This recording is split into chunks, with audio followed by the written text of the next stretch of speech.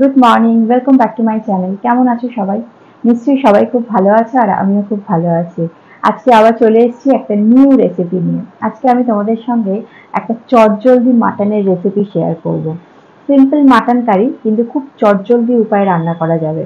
তো হাতে সময় না থাকলে এইভাবে মাটন রান্না করলে একদম ঝটপট হয়ে যায়। তো চলো সেরকমই একটা রেসিপি তোমাদের সঙ্গে আজকে শেয়ার করব। তো চলো কিচেনে চলে যাই। তো আমি কিচেনে চলে এসেছি আর এই দেখো মাটনটাকে ভালো করে ধুয়ে নিয়েছি। তো ওর মধ্যে পরিমাণ মতো নুন আর হলুদ দিয়ে নেব, আর দেবো হচ্ছে লঙ্কার গুঁড়ো।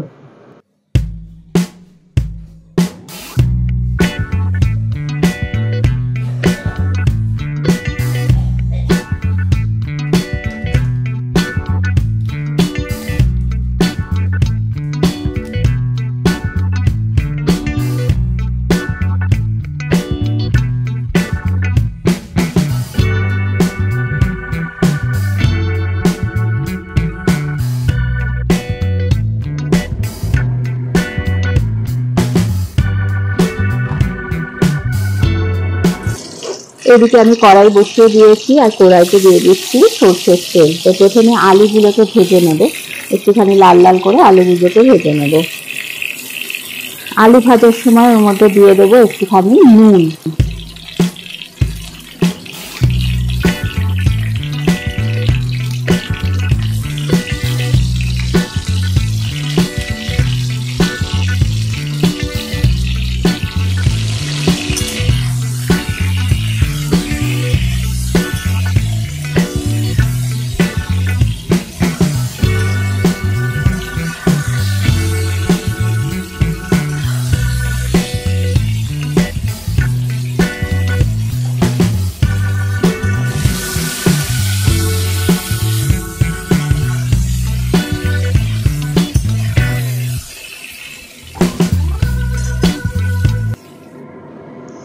আলুগুলো তো দেখলেই সুন্দর করে লাল লাল করে ভাজা হয়ে গেছে। তো ওটাকে আমি তুলে রেখে আবার একটুখানি সর্ষের তেল কড়াইতে অ্যাড করছি।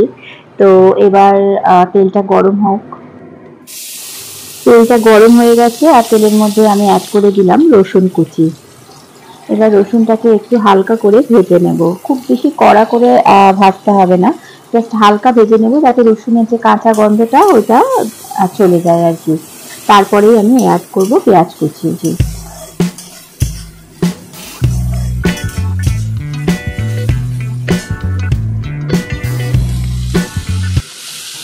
তো রসুনটা খুব সুন্দরভাবে ভাজা হয়ে গেছিলো, তাই আমি অ্যাড করে দিয়েছি পেঁয়াজ কুচিগুলো। তো এবার পেঁয়াজটাকে ভালো করে একটুখানি কষে নিতে হবে, ভেজে নিতে হবে আর কি, ট্রান্সপারেন্ট করে। তো পেঁয়াজ ভাজার সময় আমি এর মধ্যে দিয়ে দেবো একটুখানি নুন। পেঁয়াজ ভাজার সময় নুনটা দিলে কি হয়, পেঁয়াজটা খুব ভালোভাবে মজে যায়। তো যাই হোক, এবার চলো ভালো করে ভেজে নিই পেঁয়াজটাকে। ভালো করে কষানো না হলে কিন্তু মাংসের স্বাদটা ঠিক মতন আসবে না।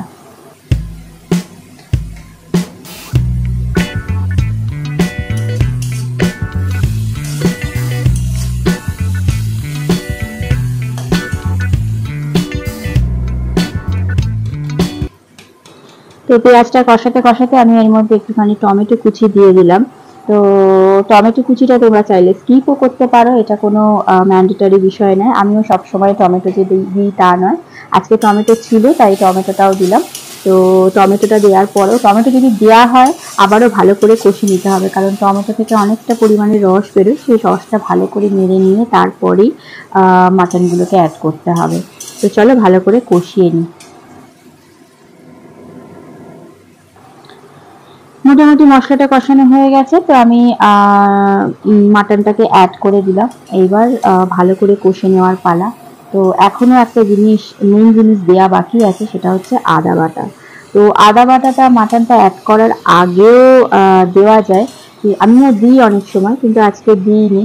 তার কারণ আদা বাটাটা দিয়ে দিলেই কড়াইতে লেগে যাওয়ার টেন্ডেন্সিটা বেড়ে যায়।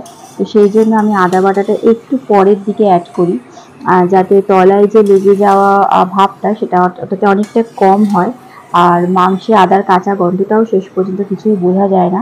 তো একটুখানি পরের দিকে আদা বাটাটা অ্যাড করলে মাংসটা কষানো ভালো হয়, কারণ তলায় যদি একটু লাগা শুরু হয় তো মাংসটা ভালো করে কষানো যায় না।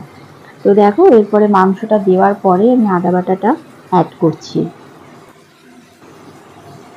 এবার ভালো করে কষিয়ে নিতে হবে মাংসটাকে, একদম পুরো শুকনো করে কষিয়ে একদম পুরো তেল ছাড়া ছাড়া ভাব যতক্ষণ না হচ্ছে মাটনটাকে ভালো করে কষে নিতে হবে।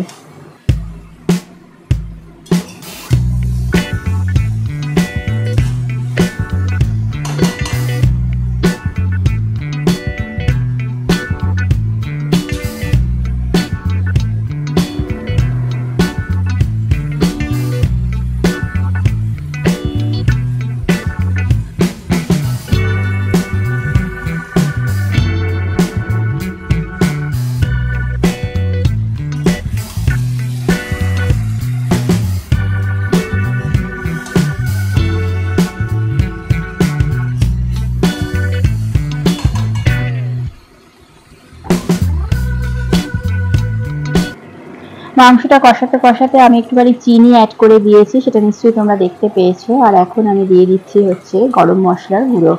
তো তোমরা অনেক সময় অনেকেই গোটা গরম মশলা ফোড়নে দিয়ে তারপরে রান্না করে, সেভাবে করলেও হয়, কারণ গরম মশলা ফোড়নে দিলেও কিন্তু খুব সুন্দর গন্ধ হয়। তো আমি আজকে ফোড়নে দিইনি, গুঁড়ো গরম মশলাই ইউজ করলাম। তো গরম মশলাটা দেওয়ার পরও একটু হালকা নাড়াচাড়া করে নিতে হবে, কারণ কষানো মোটামুটি শেষ পর্যায়ে। তো এবারে চলো আস্তে আস্তে এটাকে প্রেসার কুকারে দিয়ে দেবো।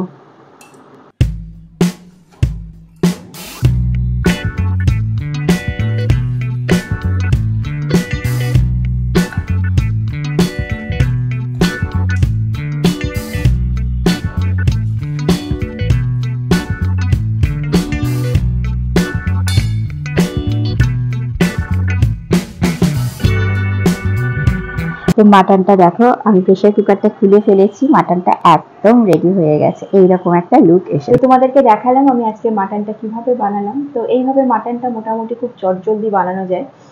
তো তোমাদের যদি ভালো লাগে রেসিপিটা বা এই ভিডিওটা ভালো লাগে, তাহলে অবশ্যই বাড়িতে একদিন ট্রাই করে দেখো।